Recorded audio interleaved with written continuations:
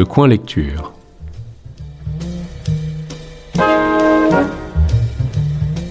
Présenté par Emmanuel Dufour. Chères auditrices, chers auditeurs, bonjour et bienvenue dans ce 29e numéro du Coin Lecture, l'émission de Radio Libres en Périgord dédiée à la lecture de textes d'autrices et d'auteurs locaux et contemporains. Aujourd'hui, nous allons découvrir un texte de Jordi Villa-Cornelas. Jordi Villa-Cornelas est auteur de romans, de nouvelles et de novellas de science-fiction, space opéra et dystopie, et de fantasy. Né en Bretagne en 1973, Jordi Villa-Cornelas vit à Chancevinel. Il est expert en accessibilité numérique pour les personnes handicapées. Depuis 2018, il a publié une dizaine de nouvelles chez différents éditeurs et dans différentes revues, dont récemment Les Dragons de Solustan, dans l'anthologie de Flammes et d'écailles aux éditions Black Rabbit, et La dessiccation du Voie lactée aux éditions Arcuiris. Aujourd'hui, je vais vous lire les 2 premiers chapitres de La jeune fille qui entendait chanter les vents solaires, novella de space opéra sélectionnée dans le Grand Prix de l'Imaginaire 2025.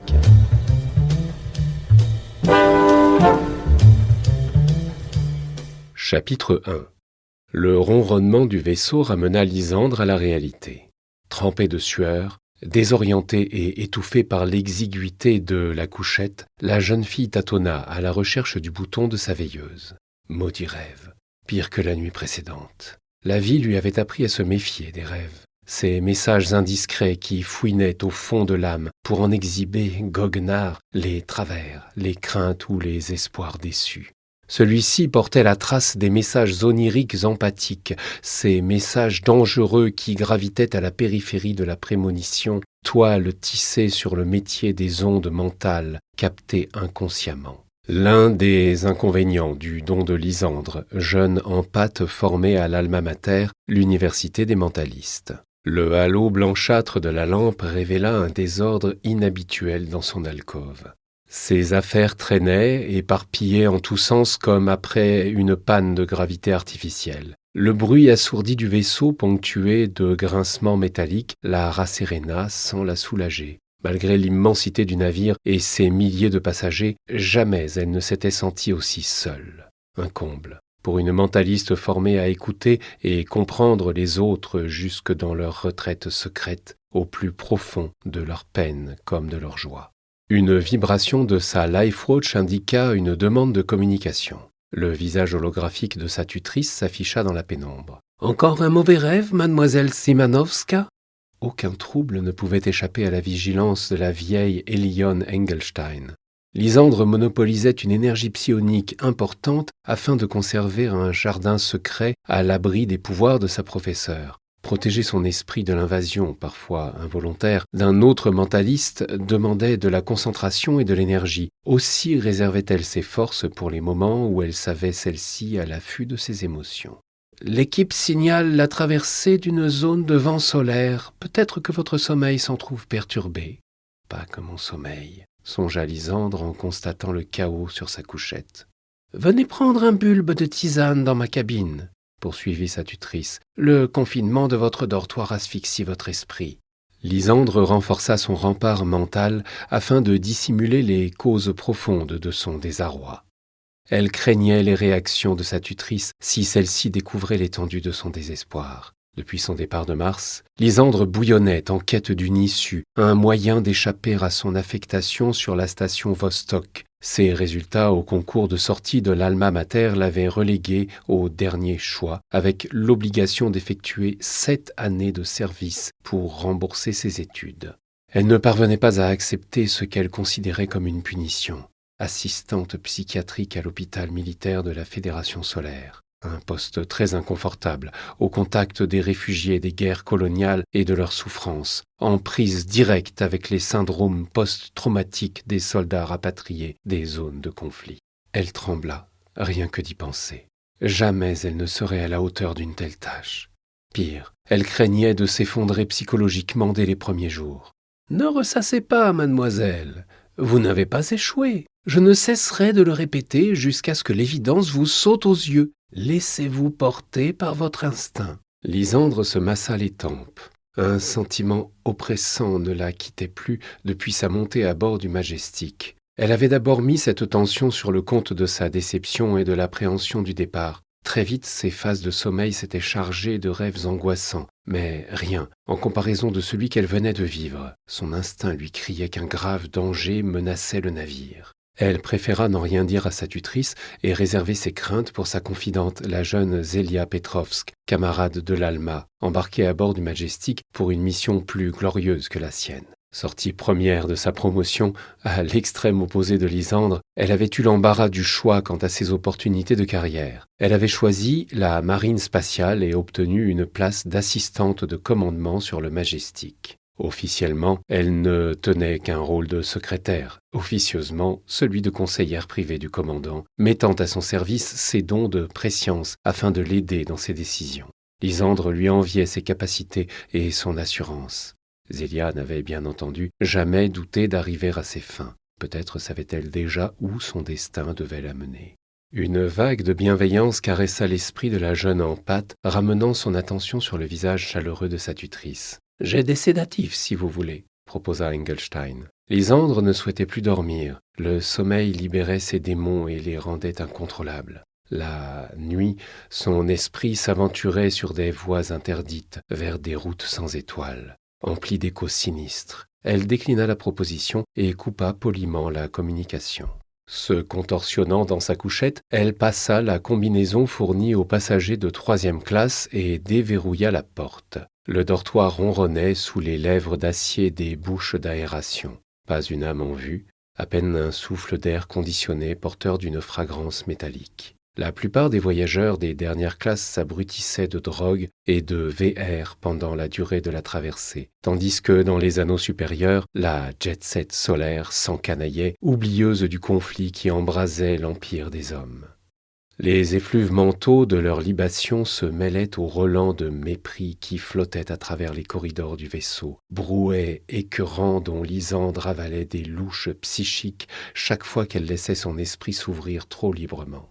Si elle se concentrait, elle finissait immanquablement par capter la pulsation d'une volonté malveillante, pas le simple écho indésirable d'une mauvaise pensée, comme le navire en regorgeait et dont elle se prémunissait en fermant d'instinct ses écoutilles, une aura, dont le dessein supérieurement malsain perçait ses défenses et l'empêchait de trouver la sérénité. Elle se laissa choir le long de l'échelle et traversa la coursive comme un fantôme. La gravité artificielle des classes martiennes ne dépassait jamais les 0,4 G. Aussi requit-elle l'assistance de ses semelles magnétiques pour limiter l'inertie de ses mouvements. La cabine de Zelia se trouvait dans le secteur réservé aux navigants.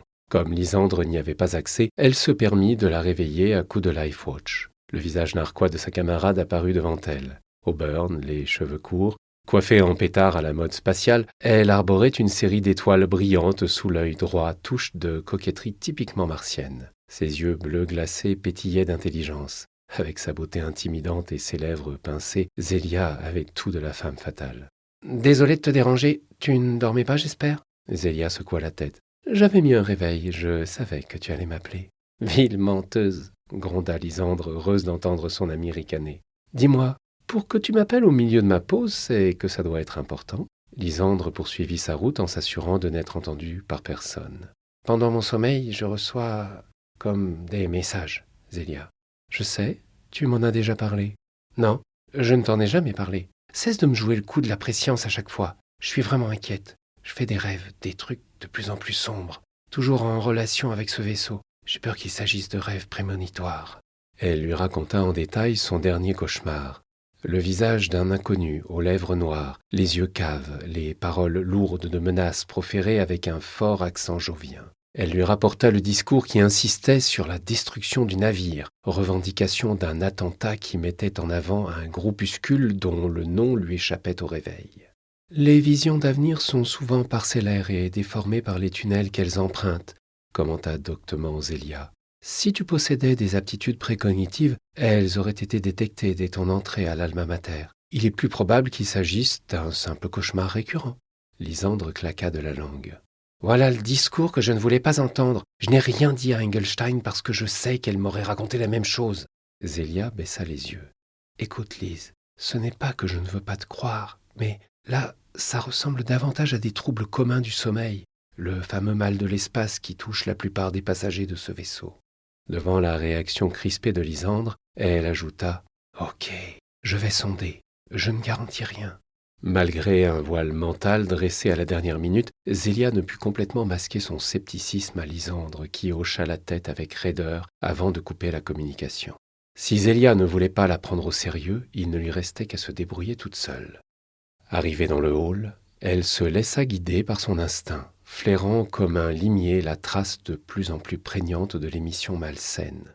Remontant la piste à travers les zones de vie, elle explora les veines chargées d'hologrammes publicitaires des anneaux inférieurs, visita les salons de divertissement et les galeries commerciales dédiées à l'inutile, croisant de jeunes voyageurs ivres chargés de fantasmes grossiers ou de familles aux costumes bigarrés et aux dialectes incompréhensibles. Son exploration dura plusieurs cycles, obnubilée par cette onde inquiétante dont elle n'arrivait pas à déterminer l'origine.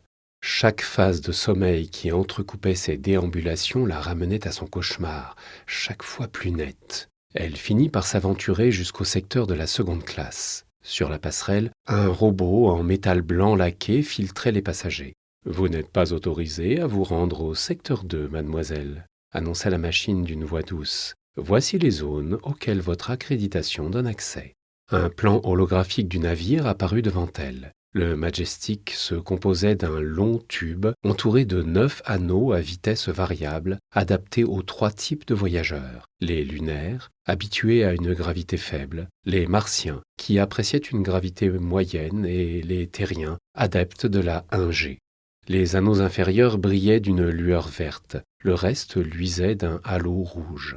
Elle se laissa happer par l'hologramme, attirée malgré elle par une protubérance accolée contre le corps du vaisseau, à la base de l'anneau terrien de première classe, loin des sections habitées. C'était là. Elle le sentait. Une aura de malheur émise comme un écho radar, pulsante et répétitive. « Qu'est-ce que c'est que cette bosse ?»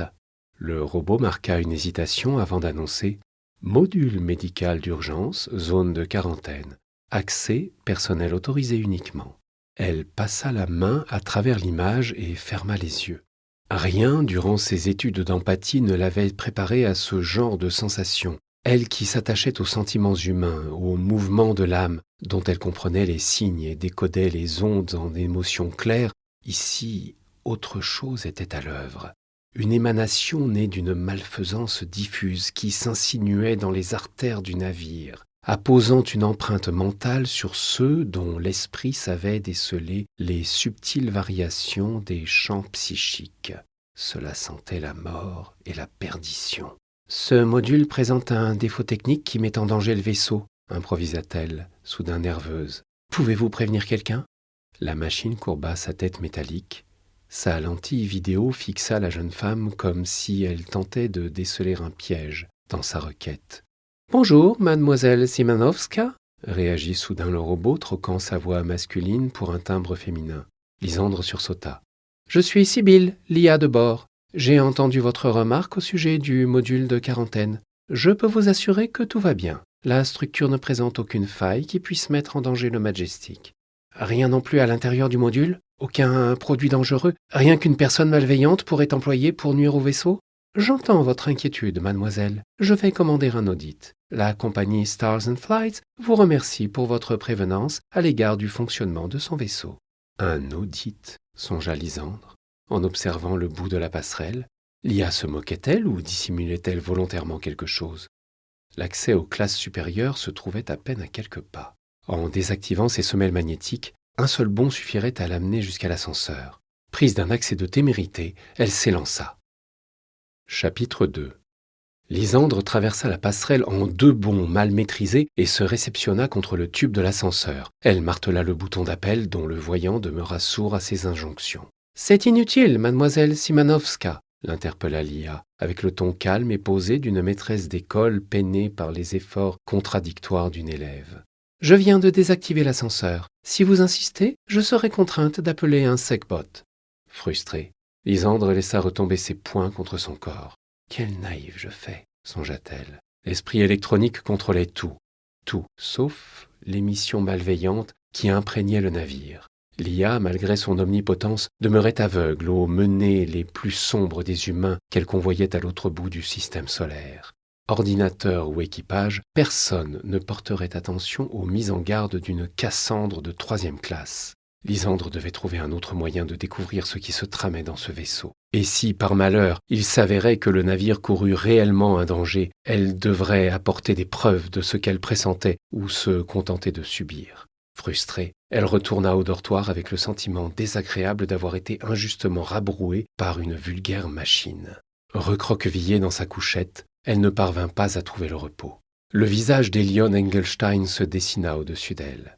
« Vous devriez essayer les sédatifs. Vous épuisez vos ressources avec votre nervosité. » Sa tutrice confirmait ses soupçons. Elle lui procurait des soins mentaux à distance pour la calmer.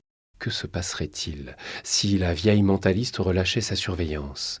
Lysandre dompta ses émotions pour ne rien révéler de son agacement. Elle n'avait pas besoin que quiconque apaise son esprit. Elle avait besoin d'aide pour comprendre la source de ses angoisses. Elle se décida à lui révéler ses cauchemars. « Ce que vous percevez pourrait être l'écho d'un événement en germe, » analysa sa tutrice. « L'image d'un événement qui n'a pas eu lieu, une prémonition?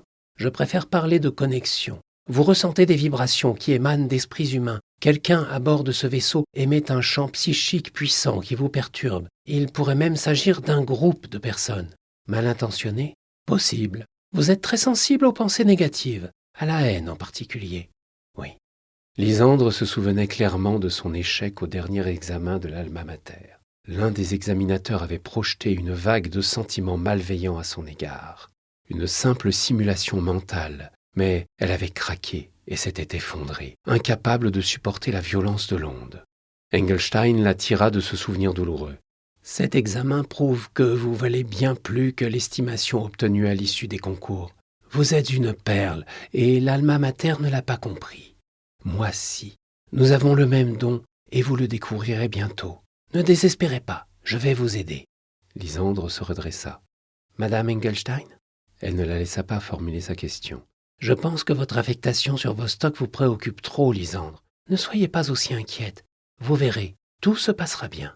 Elle la couvrit de pensées positives et calma son âme d'une caresse mentale. « Dormez, je vais sonder mentalement le navire pour m'assurer que tout va bien. » Lysandre verrouilla son esprit et pratiqua ses exercices de méditation, sans succès. Dans l'habitacle oppressant de sa couchette, le sommeil la fuyait, chassée par une pulsation lancinante. Furieuse contre ses angoisses, elle alluma sa veilleuse. Sa tutrice avait raison. Cette mission sur la station orbitale Vostok la perturbait. Autant par ses enjeux que par sa durée. Elle se sentait esclave de son destin, lancée vers les confins, vers cette planète isolée, Fati, autour de laquelle gravitait la station relais, si lointaine que le soleil ne représentait pour elle qu'une tête d'épingle dans un ciel constellé d'étoiles. 250 unités astronomiques séparaient sa Mars natale de cette géante silencieuse, aujourd'hui théâtre d'une guerre fratricide entre colons et métropoles solaires. Se pouvait-il que l'appréhension de ce déracinement fût à l'origine de ses cauchemars? Lysandre se retourna dans sa couchette, les yeux grands ouverts, sur la projection d'étoiles qui animait l'écran en forme de hublot. S'il existait un lien entre ses rêves, ce vaisseau et ce qu'il transportait, il fallait qu'elle en ait le cœur net. Vérifiant rapidement l'heure, elle appela Zélia. Comme à son habitude, la jeune fille répondit avec un sourire amusé. « Salut Lys, je suppose que tu m'appelles au sujet de tes visions? Quel précognitif de grand talent !» Elle gloussa. « Je sais. Comment tu vas? Merci de t'en inquiéter. Je travaille, moi, sur ce vaisseau. Je ne suis pas une plaisancière, plaisanta-t-elle. Mais je ne t'ai pas oublié, ma grande. J'ai cherché. Et je n'ai rien trouvé qui puisse éveiller l'intérêt de mes supérieurs. Eh bien, moi, si. Mais je me suis fait refouler par l'IA de bord. Qu'est-ce que tu as trouvé? Un allumé encapuchonné qui débitait des mauvais présages dans le grand hall? Zélia, je t'en prie, j'ai découvert l'origine des ondes négatives qui hantent ce vaisseau. Mais c'est en secteur privé, je ne peux pas y aller. Et l'IA de bord ne tient pas compte de mes avertissements. Le contraire eût été surprenant. Il y a un module de quarantaine à bord. C'est une espèce de grosse cloque sur la coque du navire, entre les anneaux terriens et martiens de première classe. Je pense que tout vient de là. Est-ce que tu aurais moyen de t'arranger pour que le commandant y diligente une expertise? Sous quel prétexte? Invente une vision, un truc technique qui déraille, je ne sais pas. C'est toi le cerveau de l'Alma, celle qui a raflé tous les prix. Tu ne veux pas faire un effort? Zélia afficha une moue contrariée.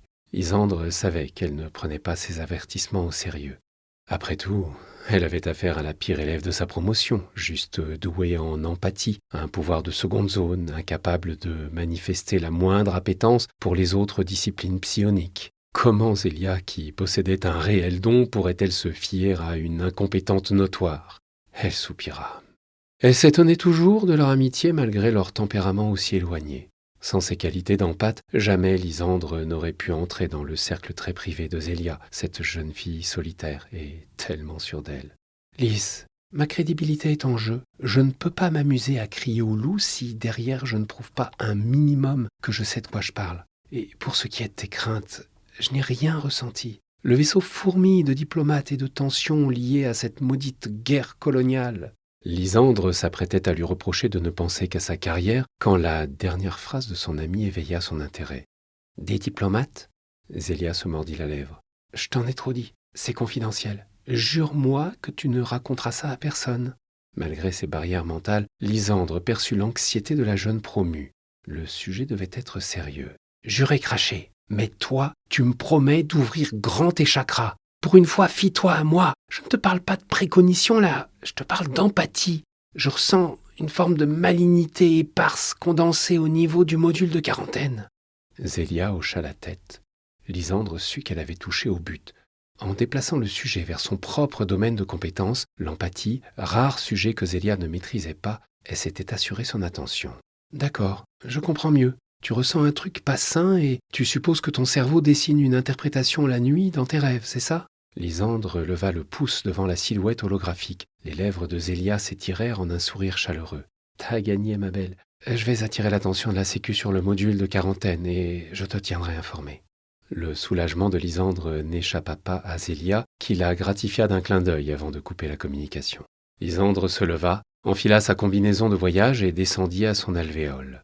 Elle avait besoin de se détendre un peu. Dans la salle commune du dortoir, un hologramme projetait des informations internes au vaisseau. Elle s'installa dans un hamac et commanda un bulbe de lait d'amande au distributeur, qu'elle sirota en regardant une émission insipide.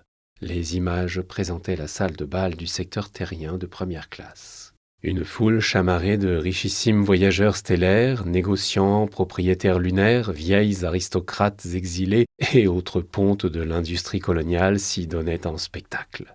Un présentateur people au costume arlequin des plus grotesques, la moitié du visage peint en bleu, l'autre en teinte métallisée, interrogeait une passagère coiffée d'une sorte de salade verte, les seins nus peinturlurés de logos publicitaires animés. Lysandre se concentra, cherchant mentalement un lien avec ses rêves.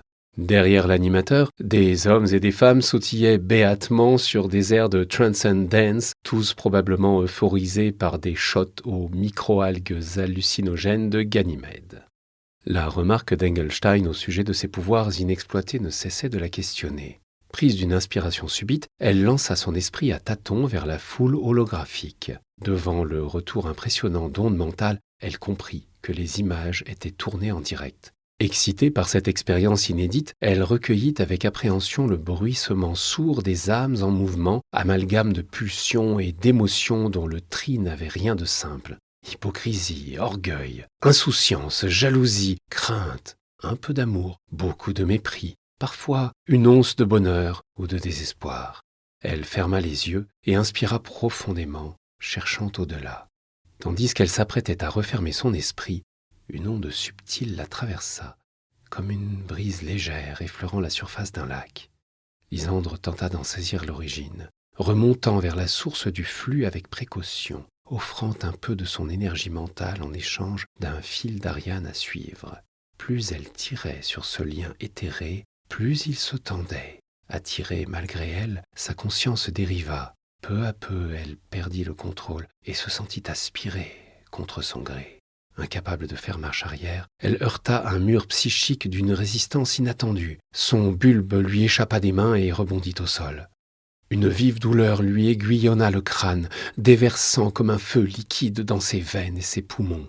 Un kaléidoscope d'images et de sensations brutes prit d'assaut son espace mental, piétinant ses défenses et forçant le passage vers son être intime. Entre deux hoquets, elle parvint à reprendre son souffle et à dresser en urgence des barrières de protection, usant de toute sa volonté pour repousser la pression d'un esprit invasif. Après une lutte aussi rapide qu'interminable, elle sentit les vagues psychiques refluer. Épuisée, elle roula sur le dos. Le contact glacé du sol la rappela à la réalité. Elle se retrouva étendue sous le hamac, du sang coulant de ses narines le long de ses joues baignées de larmes. Elle ferma les yeux pour chasser un vertige. Un mentaliste. Pourtant, aucun mentaliste n'usait de ses pouvoirs de manière agressive. Acte interdit par la charte de l'Alma et sévèrement réprimé. Les implications de cette attaque mentale augmentèrent son effroi. Précédé d'une sirène assourdie, un medbot pénétra dans la salle en projetant des éclairs bleutés. Le robot, une espèce de gros œuf à tentacules, sans doute dépêché par l'IA de bord, s'arrêta à côté de Lysandre. La jeune fille, prisonnière de sa douleur, n'arrivait plus à se relever. Derrière le medbot, une foule de curieux, armés de caméras rétiniennes, s'engouffra dans la pièce. Agressée par l'excitation mentale et le voyeurisme, Lysandre ne parvenait plus à maintenir ses protections. Du calme. Elle avait besoin de reprendre le contrôle de ses émotions. Sinon, elle se trouverait complètement démunie en cas de nouvelle attaque. Ignorant les appendices du robot médical qui la palpait au son d'une mélodie ridicule, elle posa ses doigts contre ses tempes et fit le vide dans son esprit. Jamais elle ne s'était sentie aussi épuisée. Elle venait de refermer les yeux quand elle reçut une nouvelle touche mentale, comme une brise légère effleurant la surface d'un lac.